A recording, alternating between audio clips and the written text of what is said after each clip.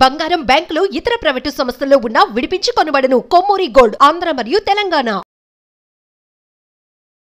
హరే కృష్ణ ఆత్మబంధువులకు ఇప్పుడు నవ్వే డేస్ చాలా మందికి బీపీ ఎక్కువ అవుతుందండి. మీకు తెలుసు కదా, blood pressure. Most of the people అంటే మన ఇండియాలో ఒకప్పుడు బీపీ అంతగా లేకుండే, ఈ మధ్యలో బీపీ ఎక్కువ ఎందుకు అవుతుందంటే మనం రెడీమేడ్ ఫుడ్స్ తీసుకుంటున్నాం బాగా. అంటే పచ్చళ్ళు, లేకపోతే బాగా నిల్వ ఉండేటువంటి జంక్ ఫుడ్ అంటాం కదా. సో అప్పాలు, వడియాలు, ఇట్లా కరకరలాడేటువంటి జంతికలు కావచ్చు, మురుకులు కావచ్చు, గారెలు, వీటిలలో సాల్ట్ ఎక్కువ వస్తుంది కదా. అయితే మన ఇండియాలో ఈ మధ్యలో ఒక సర్వే ప్రకారము అందరూ అంటే 5 నుంచి 10 గ్రామ్స్ సాల్ట్ వాడుతున్నారండి డైలీ. యాక్చువల్గా అది యావరేజ్ 3 గ్రామ్స్ కంటే తక్కువగా ఉండాలి రోజులో. అంటే రోజులో మీ యొక్క ఇంటేక్ ఆఫ్ సాల్ట్ 3 గ్రామ్స్ మించకూడదు. కానీ బయట బాగా గ్లోబలైజేషన్ ఎఫెక్ట్, మీరు ప్యాకెట్ ఫుడ్ అంటారు కదా, అంటే ఇట్లా చిప్స్ తీసుకోవడము, ఇవి పిల్లలు కూడా బాగా చిప్స్కి అలవాటు పడుతున్నారు. ఇలా వాటిలో సాల్ట్ ఎక్కువ ఇస్తారు, ఎందుకంటే సాల్ట్ వేస్తే పాడు కాకుండా ఉండడానికి వాళ్ళు ప్రయత్నం చేస్తారు. సో మనం అది తీసుకుంటే మనకు సాల్ట్ తెలియకుండానే రోజువారీ డోస్ కంటే ఎక్కువ సాల్ట్ అందుతుంది. మనం ఏం చేయాలంటే ఈ సాల్ట్ను కట్ డౌన్ చేయాలి. ఒకవేళ కనుక సాల్ట్ను కనుక మీరు కట్ డౌన్ చేయకపోతే మన పైప్ లైన్స్ ఉంటాయి కదా, అంటే రక్తము సరఫరా అయ్యే పైప్ లైన్స్లో 2 రకాల పైప్ లైన్స్ ఉంటాయి. ఒకటి సిరలు అండ్ ధమనులు అంటాం, ఆర్టరీస్ అండ్ వెయిన్స్. ఇవి ఏమైతాయి అంటే ఫ్లెక్సిబిలిటీ కోల్పోతాయి. అంటే ఎలా అంటే ఒక రబ్బర్ పైప్ ఉంటుంది చూడండి, మెత్తటి రబ్బర్ పైప్ లాగా మన పైప్ లైన్స్ అన్నీ మెత్తగా ఎటంటే అటు వంగడానికి సిద్ధంగా ఉంటాయి అన్నమాట. ఎప్పుడైతే సాల్ట్ మనం తీసుకుంటామో ఆ పైప్ లైన్ హార్డ్ అయిపోతుంది. హార్డ్ అయి అది వంగడానికి కుదురుతుంది. అప్పుడు ఏమవుతుందంటే పెల్స్ బారిపోతాయి. ఎప్పుడైతే ఈ పైప్ లైన్స్ పెల్స్ బారిపోతాయో మన బ్రెయిన్కు సర్క్యులేషన్ అవుతుందండి. సపోజ్ హార్ట్ ఇట్లా బీట్ అయినప్పుడు పైప్ లైన్ల ద్వారా బ్లడ్ పోయింది కదా, అన్ని చాలా ఇట్లా చిక్కు అంటే మనం వెంట్రుకలు కనుక చిక్కు పడితే ఎలాగా పైప్ లైన్స్ అన్నీ ఇట్లా తింకర్లు తిరిగి ఉంటాయి ఈ బ్రెయిన్లో. ఇవన్నీ ఇలా వంకర్లు తిరిగి సప్లై చేస్తాయి కదా. ఈ ప్రెషర్ అయినప్పుడు ఆ వంకర్లలోకి వెళ్ళి ఆ బ్లడ్ రాదనమాట. అప్పుడు ఇది కూడా ఇలా అంటే బ్లడ్ హార్ట్ ఇట్లా బీట్ కొట్టినప్పుడు ఆ పైపు ఇలా అంటుంది. ఆ ప్రెషర్ మీరు చూడండి, సైఫన్ పైప్ అంటారు పల్లెటూర్లలో, మెత్తటి పైప్ అంటాం దాన్నే. ఇట్లా అలలుగా వాటర్ పోతుంది కదా, అలా మన బ్రెయిన్లో కూడా అంటే రక్తం నాళాలలో బ్లడ్ అలలుగా వెళ్తుంది. అయితే ఎప్పుడైతే ఈ సాల్ట్ ఎక్కువ తిన్న వాళ్ళు ఉంటారో వాళ్ళకు ఈ పైప్ లైన్ హార్డ్ అయిపోయి అది అలలుగా పోకుండా మెత్తగా ఉండదు, హార్డ్గా ఉంటుంది, స్టీల్ పైప్ లాగా మారిపోతాయి ఇవన్నీ. అప్పుడు ఎక్కడైతే ఆ ప్రెషర్ తట్టుకోదో అక్కడ పేలిపోద్ది.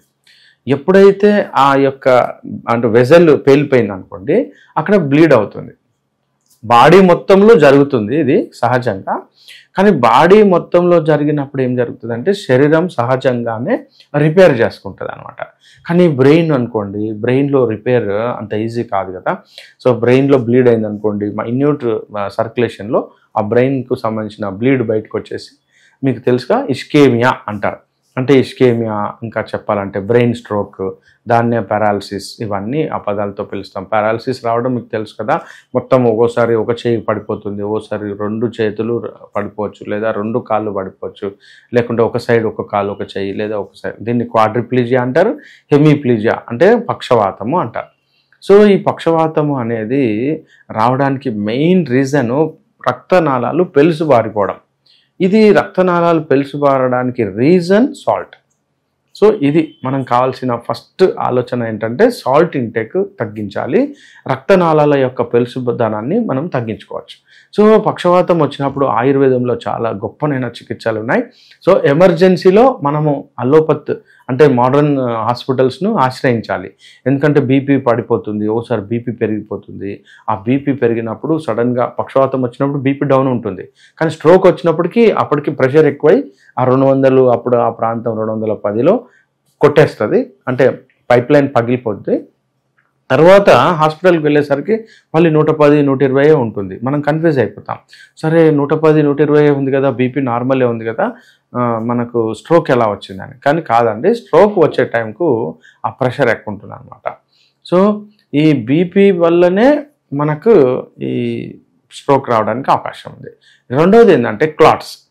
అంటే ఈ పక్షవాతం రావడానికి మనకు క్లాట్స్ ఇంకొక కారణం. అంటే రక్తంలో ఫ్రీ రాడికల్స్ ఎక్కువ కావడము, క్లాట్స్ ఎక్కువ కావడము, రక్తము అదొక సమస్య.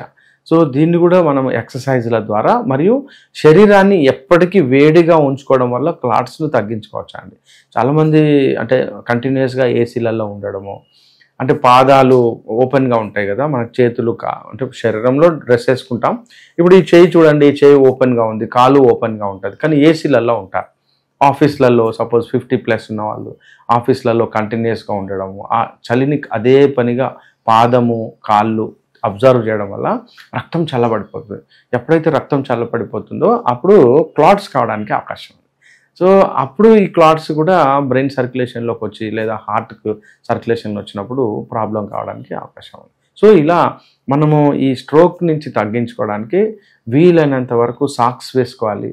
ఎవరైనా చల్లటి కండిషన్లో ఉన్న వాళ్ళు ఖచ్చితంగా సాక్స్ వేసుకోవాలి, ఫుల్ షర్ట్ వేసుకోవాలి. వీలైనంత వరకు సాల్ట్ మ్యాక్సిమం కట్ డౌన్ చేయాలి.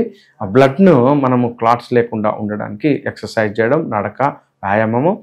వీలైనంత వరకు గోరువెచ్చని నీళ్ళ కంటే కొంచెం పైబడి వేడి నీళ్ళతో స్నానం చేయడం స్టార్ట్ చేయాలండి. 50+. సో 50+ అంటే ఖచ్చితంగా గోరువెచ్చని నీళ్ళ లేదా చల్లటి నీళ్ళతో స్నానం కనుక చేస్తే మనకు ఈ సమస్య నుంచి తప్పించుకుంటాం. హరే కృష్ణ.